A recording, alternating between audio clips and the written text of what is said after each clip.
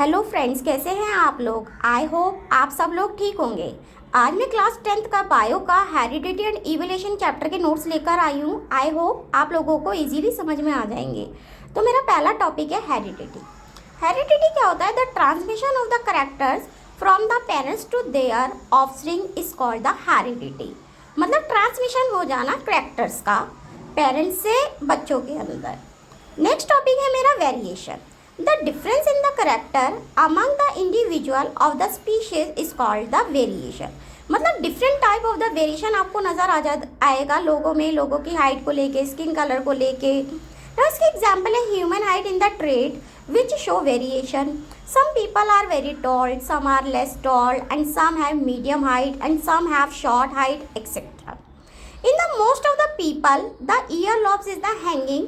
It is called the free earlobe। मतलब जिन लोगों के जो ईयर होते हैं, जो हैंगिंग होते हैं, लटके हुए होते हैं, उनको earlobes बोला जाता है।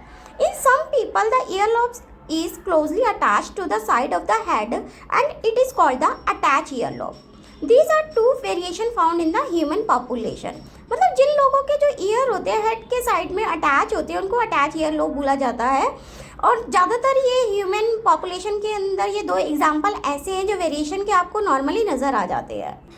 नाउ फ्रेंड्स, अब अगला टॉपिक है हमारा वेरिएशन। वेरिएशन हमारा टू टाइप का होता है, एक होता है सोमैटिक वेरिएशन और एक होता है गेमेटिक वेरिएशन। जो सोमैटिक वेरिएशन होता है उसको एक्वायर्ड ट्रेट भी बोला जा सकता है। गेमेटिक वेरिएशन होता है उसको इनहेरिटेड ट्रेट्स भी बोला जाता है। तो सोमैटिक वेरिएशन क्या होता है? It take place in the body cells, neither inherited and not the transmitted। it also known the acquired traits। इसके एग्जाम्पल हो सकते हैं cutting of the tail in the dogs and boring of the pinna. Gametic variation क्या होता है? Take place in the gametes productive cells and they are inherited and transmitted and it is also known is inherited traits. और इसके example हो सकते हैं human height and skin colour. Now friends, अगला topic है accumulation of the variation. The signification of the variation show up only if it is continued to be attached inherited by the offspring for the several generations। The great advantage of the variation to the species is that it increases the chance of the its several in the changing environment। Now friends, अगला topic है हमारा chromosome. Chromosome is the thread-like structure in the nucleus of the cell form of the DNA which carried the gene। A gene is the unit of the DNA on the chromosome which governs the synthesis of one protein that control a specific characteristics of an organism।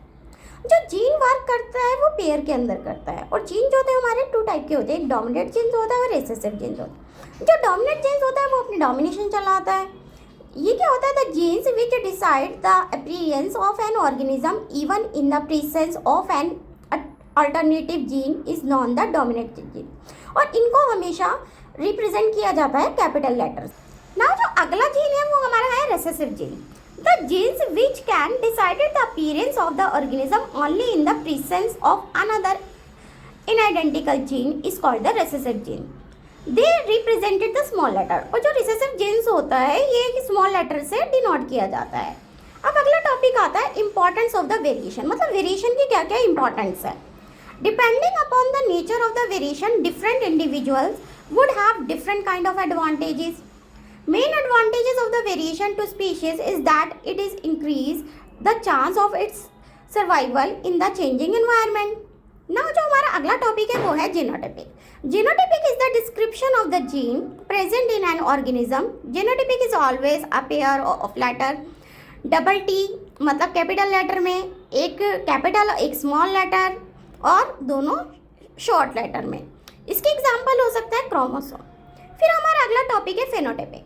The characteristics which is the visible in the organism is called the phenotypic. मतलब ये जो characteristics होती है ये हमें नजर आती है, विजिबल होती है। इसका एग्जाम्पल हो सकता है रेड।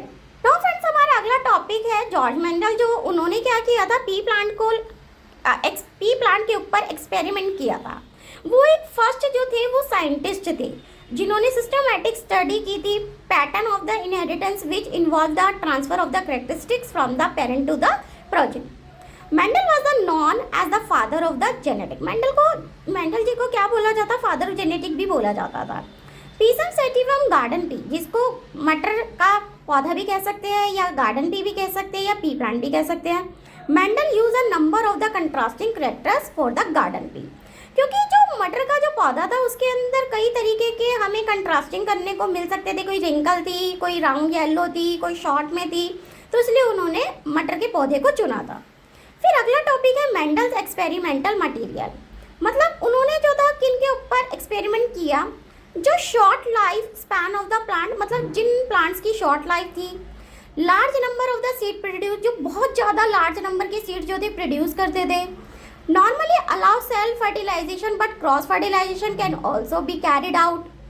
हाइब्रिड्स, हाइब्रिड्स क्या होता है, the new form of the plant resulting from the cross of the different varieties of the plant is known the hybrids.